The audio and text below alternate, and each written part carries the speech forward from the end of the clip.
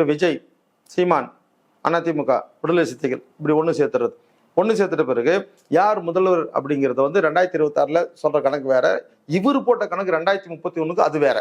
அதாவது அதிமுக பலம் வாய்ந்த தலைவர்கள் இல்லை. உள்ள இதை வச்சு உள்ள போயிடணும், உள்ள போய் அங்கே உள்ள ஆளுகளை டேட்டாவை தூக்கணும், ஆளுகளை தூக்கணும். அதே தான் ரொம்ப. இது வந்து முழுக்க முழுக்க ஆர்எஸ்எஸ்னுடைய ஃபார்முலா.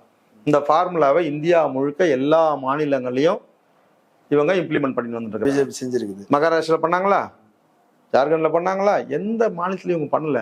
யூபியில் நம்ம வேண்டிஸில் பண்ணாங்களா, முதல்வர் வேட்பாளர் அறிவிச்சாங்க இல்லை. முதல்ல அப்படியே சேர்த்து நிற்க வைப்பாங்க. கடைசியாக எது வாய்ப்பு கிடைக்குது அப்படின்ற மாதிரி பார்த்து இவனை இதில் பிடி, அவனை அதில் பிடி, உன்னை சமாதானப்படுத்த முடிச்சுருவாங்க. ஆனால் 2029 வரைக்கும் மேலே ஒன்றிய அரசு பாஜக, நமக்கு இன்னும் ஒரு வருஷத்தில் தேர்தல். இப்போ திமுக கூட்டணியை சலசலக்க வைக்கணும், இது ஒரு அஜெண்டா. அடுத்து இதுங்களை ஒன்று சேர்த்துடணும், இந்த கூட்டணியை ஒன்று சேர்த்தணும். இப்படி சேர்க்கறது மூலயமா அதிமுகவை பலவீனப்படுத்தணும். அதிமுகவை பலவீனப்படுத்துறது பாஜகவினுடைய மெயின் அஜெண்டா. அப்போ அது பலவீனப்படுத்துறதுக்கு அவங்க கிட்ட இருக்கக்கூடிய ஆயுதம் வழக்குகள், இடி, ஐடி.